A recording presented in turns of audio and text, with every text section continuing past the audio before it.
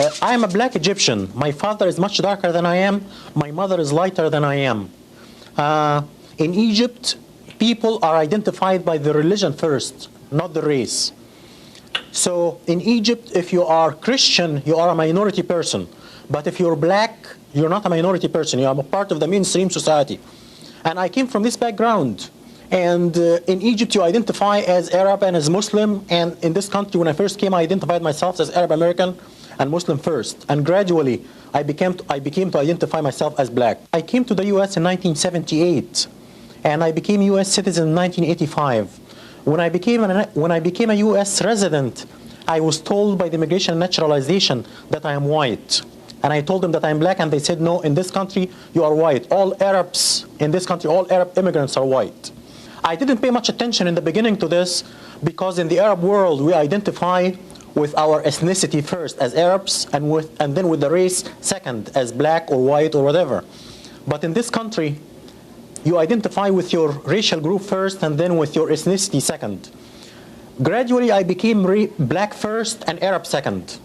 And I rejected my white classification publicly for the first time in 1987, in February, as a panelist in a function sponsored by the Association of the Study of Black Life and History in Detroit. I said that I belong to two minority groups. I am Arab American and Black American, and I'm racially black and ethnically Egyptian. I was harassed by my employer right after that. I work for a white school district. The superintendent is white. All the associate superintendents are white, even though that we provide services to 30% black population. But the organization is white and the approach is very white. The attitude towards me changed completely after I went out publicly and rejected my white classification. One coworker came to me and told me, a white coworker came to me and told me right after the function that he met with the superintendent, and if I don't keep my mouth shut, my educational career is over. He said, you have nothing to do with these people. You have a history and a culture. These people came from the jungle. You have nothing to do with them. These people lie and steal. When I see one of them in my neighborhood, I call the police. And I was told by the director of general education, who is retired now, in '88, I was told by him that I get people angry when I say that I'm black Egyptian. If I just say that I'm Egyptian, I would get along. I have to add that I was denied promotion twice because I chose black classification. This is part of my 2 lawsuits against my employer, which are currently pending, 2 lawsuits. Now, just for the education of our viewership, why don't you share with us a breakdown of Egypt as it is today, insofar as blacks or combinations thereof of European descent and what have you? We don't have Egyptians of European descent in Egypt. We have a population which is basically a mixture of ancient Egyptian blacks who intermarried with Arabs right after the Arab conquest. The ancient Egyptian population was brown and black before the Arab conquest. But before the Arab conquest came the Greeks. It was the ancient Egyptian population was in Egypt for thousands of years. The ancient Egyptian population was brown and black. And the Greeks came in 300 BC. And they started to intermarry with the local population. And then the Romans came and ruled from 70 BC until they were conquered by the Arabs and kicked out by the Arabs in the 7th century. And these people intermarried with the Egyptian Copts. And they made the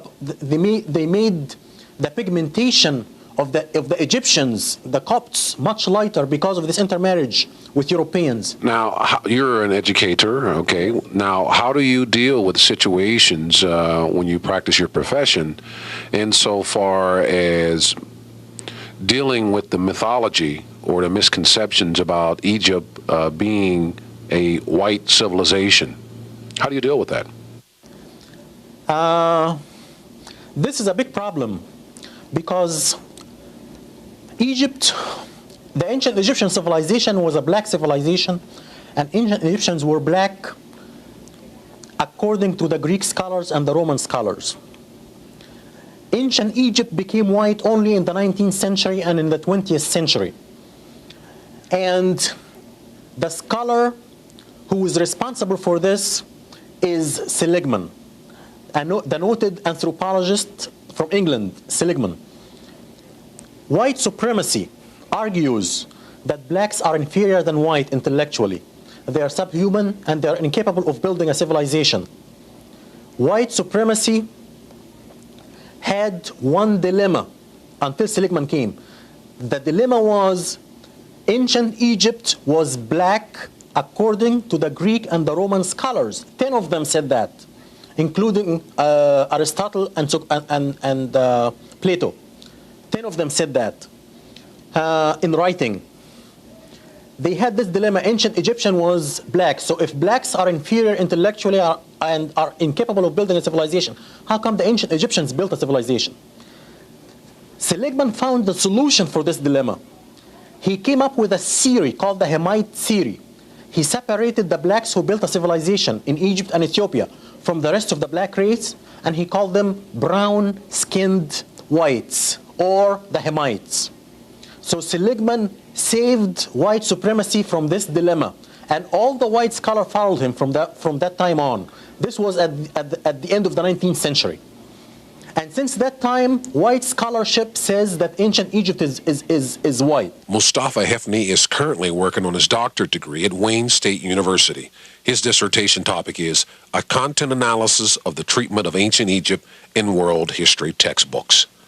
And just how far is this determined Egyptian willing to go to be classified black? I want to carry my case all the way up to the U.S. Supreme Court if necessary.